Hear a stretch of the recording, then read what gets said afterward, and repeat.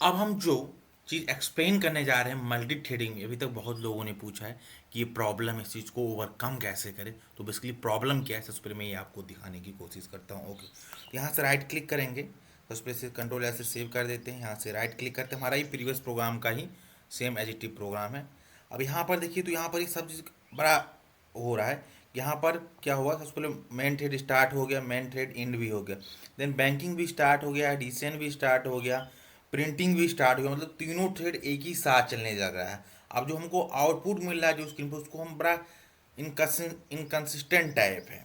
मतलब तीनों एक ही साथ चला, जिससे हम प्रॉपर आउटपुट हमें नहीं मिल पा रहा है कि हमें क्या आउटपुट चाहिए, नहीं चाहिए, हमें कुछ प्रॉपर नहीं मिल रहा है। तो हम क्या, हमारा रिक्वायरमेंट क्या है कि वन बाय वन ये चीज़ें एग्जीक्यूट हो, कि पहले हमारा कौन थ्रेड चले। हम चाहते हैं जैसे हम कॉल जो जिस ऑर्डर में थ्रेड को यहाँ से करें, सेम उसी ऑर्डर में हमारा थ्रेड चले। हमारे यहाँ से ऑर्डर क्या थ्रेड करने की, वो मैं आपको दिखाता हूँ। यहाँ पर एक सिंगल रन मेथड है, ओके, और जिसके अंदर ये वाइड हमारा ये सिंगल रन मेथड वाला क्लास है। इसके अंदर हमने एक टास्क असाइनर क्लास, इसके तीनों ऑब्जेक्ट क्रिएट किए और उसको तीनों थ्रेड की स्टार्ट करें। हम चाहते हैं पहले प्रिंट थ्रेड चले, देन बैंक थ्रेड पहले क्या करें कि प्रिंट थ्रेड कॉल हो, कॉल करने के बाद वो अपनी ऑपरेशन परफॉर्म कर दे, देन इसके बाद बैंक का ऑपरेशन परफॉर्म हो, देन बैंक का कंप्लीट हो जाए, उसके बाद ही ऐड का थ्रेड चले। हमारा रिक्वायरमेंट कुछ ऐसा है। और अभी क्या हो रहा है कि तीनों थ्रेड एक ही टाइम में at the same time call हो जा रहा है, और उसी कारण हमारा आउटपुट जो आ रहा है इनकंसिस्टेंट वे आ रहा है।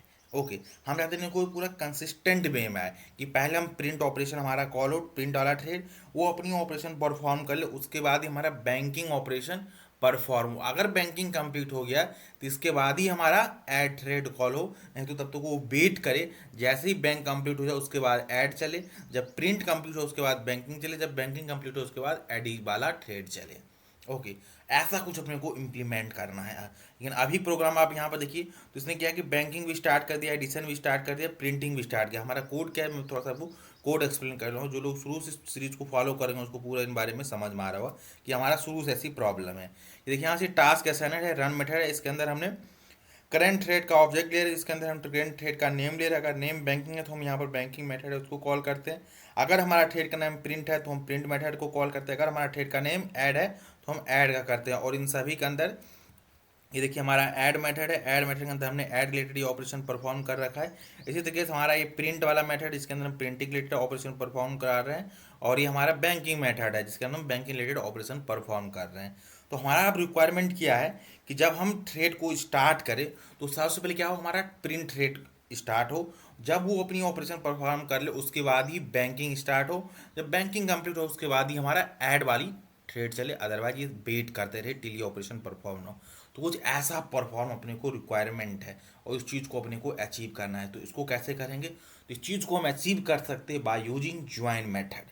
अब ज्वाइन मेथड का काम क्या होता है, ये क्या करते हैं, हॉल्ट कर देता है एग्जीक्यूशन को till the thread complete the execution. It means कि अगर प्रिंट थ्रेड हमारा स्टार्ट हुआ, अब वो जब तक अपनी काम पूरी वर्क को कंप्लीट नहीं कर ले तब तक वो रिमेनिंग थ्रेड को होल्ड करके रखा रहेगा।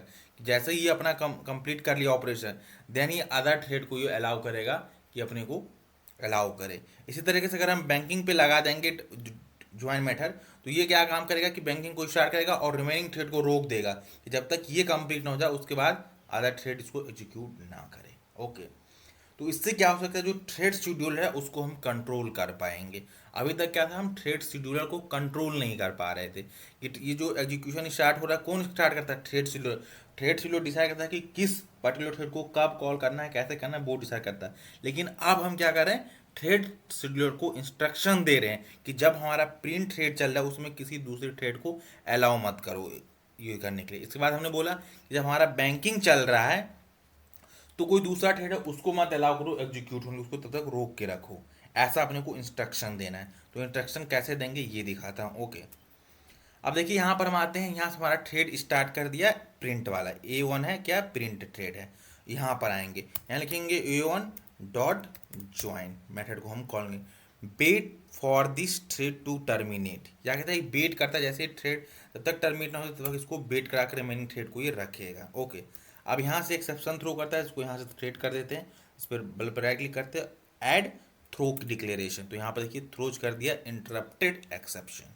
ओके, अब हमने क्या किया कि पहले हमारा प्रिंट थ्रेड चलेगा और जब तक प्रिंट थ्रेड नहीं स्टार्ट हो जाता है तब तक कोई रिमेनिंग ट्रेड को हमारा अलाउ ही नहीं करेगा ये एग्जीक्यूट होने के लिए। तो देखिए सिनेरियो काम कर रहा है कि नहीं, ये मैं आपको सबसे पहले दिखाता हूँ। तो राइट क्लिक करते हैं, रन एज जावा प्रोग्राम पे हिट करते हैं और वेट करते हैं। ओके, तो देखिए जिस प्रोग्राम आप क्या काम किया कि मेन थ्रेड हमारा स्टार्ट हो गया, प्रिंटिंग स्टार्ट हो गया। सबसे पहले देखिए इसने प्रिंटिंग को कंप्लीट किया। जैसी प्रिंटिंग कंप्लीट हो उसके बाद इसने क्या किया, मेन थ्रेड इंड किया। देन उसके बाद इसने क्या किया, बैंकिंग भी स्टार्ट कर दिया, एडिशन भी स्टार्ट कर दिया, दोनों को कर दिया। क्योंकि यहाँ पर कोई कंट्रोल हमने दिया नहीं था इंस्ट्रक्शन को अभी तक, थ्रेड शेड्यूलर को हमने केवल यही दिया था कि सबसे पहले तुम प्रिंटर को चलाओ, और प्रिंटर जब तक कंप्लीट ना हो जाए तब तक किसी तुम दूसरे थ्रेड को अलाउ ही मत करो एग्जीक्यूशन होने के, सबको वेट करा कर रखो। तो उसने यही काम किया कि पहले प्रिंटिंग रिलेटेड ऑपरेशन कंप्लीट करवाया। जैसे ही हमारा ये प्रिंटिंग रिलेटेड ऑपरेशन कंप्लीट हो उसके बाद ने क्या काम कर दिया, बैंकिंग थ्रेड भी स्टार्ट कर दिया, एडिशन थ्रेड भी स्टार्ट कर दिया, दोनों को। अब हम चाहते हैं कि नहीं, जैसे हमारा ये बैंकिंग स्टार्ट हो जाए तो तुम क्या काम करो, उसके बाद ये बैंक वाला चलाओ और उसको रिमेनिंग थ्रेड को तुम होल्ड पे रखो, उसको अलाउ ही मत करो चलने के लिए। ओके, तो यहाँ देखिए हम कॉल कर रहे हैं स्टार्ट। जैसे स्टार्ट कर दिए उसके बाद कहेंगे a2.join। अब इससे क्या होगा कि हमने यहाँ पर थ्रेड को इंस्ट्रक्शन दे दिया थ्रेड शेड्यूलर को कि जैसे ही हमारा ये प्रिंट कंप्लीट होगा उसके बाद बैंकिंग स्टार्ट करो, और जब बैंकिंग जब चलने लग जाए तब किसी भी दूसरे थ्रेड को अलाउ ही मत करो एग्जीक्यूट होने के लिए। मैंने ये इंस्ट्रक्शन दिया कि जब प्रिंट चल रहा है तो किसी दूसरे थ्रेड को अलाउ मत करो एग्जीक्यूट होने के लिए। इसी तरीके से मैंने यहाँ पर एक इंस्ट्रक्शन दे दिया कि जैसे ही बैंकिंग थ्रेड स्टार्ट हो जाए उस समय किसी दूसरे थ्रेड को अलाउ मत करो एग्जीक्यूट होने के लिए। ओके, रिमेनिंग को रोक कर रखो। ओके, तो चलिए इस चीज़ को फिर अगेन हम एक्सप्लेन करके प्रॉपर डिटेल से समझने की कोशिश करते हैं। ओके, राइट क्लिक करते हैं और यहाँ से देखिए सबसे पहले हमारा क्या आउटपुट आ रहा है। इसने क्या कि प्रिंटिंग स्टार्टेड कर दिया, प्रिंटिंग कंप्लीटेड हो गया। ओके, देन बैंकिंग को इसने स्टार्ट किया और एंटर अकाउंट नंबर, हम अकाउंट नंबर दे दिए, पासवर्ड दे दिए, और उसके बाद की collect your money, banking completed, main thread started, addition started, enter first number, enter first number कर, एंटर सेकेंड नंबर कर देते हैं। देन देखिए सम इज 24 एंड कंप्लीटेड। इसी तरीके से हम ये भी आ जाते हैं वो थ्रेड शेड्यूलर क्या है, किसी को भी पहले ला सकता है, लास्ट में जो होता है वो डिसाइड कर रहा है। अब यहाँ पर ये तो नहीं है कि हम पहले तुम प्रिंट को स्टार्ट करो या बैंकिंग स्टार्ट करो। तो हम ये कहाँ काम करेंगे, यहाँ पर हम रेस्ट्रिक्शन देते हैं कि अगर इसमें तीनों में कोई अगर एग्जीक्यूट हो रहा है तो रिमेनिंग को एग्जीक्यूट मत दो, जो पहले आ रहा है उसको एग्जीक्यूट दें, उसके बाद उसको एग्जीक्यूट एक ही साथ सभी को स्टार्ट नहीं करना है। तो इसके लिए भी हम या क्या काम कर देंगे, a3.join कर देंगे। ओके, अब यहाँ पर A3 पर भी क्यों लिखा ये मैं आपको एक्सप्लेन करने की कोशिश करता हूँ। क्योंकि यहाँ पर जब थ्रेड शेड्यूलर हमारा स्टार्ट होगा तो सिचुएशन में क्या होगा कि ये ऐड को भी कर सकता है, बैंकिंग को भी स्टार्ट कर सकता है, पहले प्रिंटिंग को भी स्टार्ट कर सकता है। इसलिए यहाँ पर हमने तीनों पे ज्वाइन लगा दिया। हमने कहा इन तीनों में से को भी पहले स्टार्ट हो तो उसको जब तक वो कंप्लीट ना हो जाए तब तक दूसरे थ्रेड को अलाउ ही मत करो। जब दूसरा स्टार्ट हो जाए तो उसको भी जब तक वो कंप्लीट हो जाए तब तक तीसरे को तुम स्टार्ट ही मत करो। इसलिए हमने तीनों पे ज्वाइन लगा दिया। ओके, तो इस तरीके से हम थ्रेड शेड्यूलर को कंट्रोल कर सकते हैं कि एक पार्टिकुलर थ्रेड जब तक चल रहा है तब तक रिमेनिंग थ्रेड को रोक कर रखो, तुम उसको अलाउ ही मत करो चलने के लिए। ओके, चलिए इस चीज़ को भी टेस्ट करते हैं विथ प्रैक्टिकली।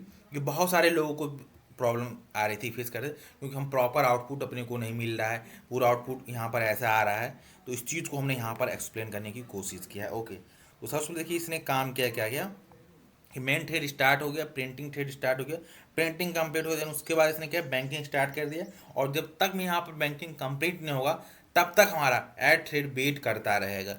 जैसे ही हमारा ये देखिए बैंकिंग थ्रेड कंप्लीट होगा देन देखिए एडिशन थ्रेड उसके बाद स्टार्ट हमारा यहाँ से हुआ। और देखिए first number second number enter किए, देन यहाँ पर समा 24 हो गया और इस तरीके से हमारा प्रोग्राम टर्मिनेट हो गया, मीन्स क्लोज हो गया। ओके, तो इस तरीके के हम थ्रेड को शेड्यूलर को कंट्रोल कर सकते थे। आई होप आपको प्रॉपर से मीनिंग समझ आएगा कि कैसे हम ज्वाइन मेथड को यूज कर सकते हैं मल्टी थ्रेडिंग एनवायरनमेंट में।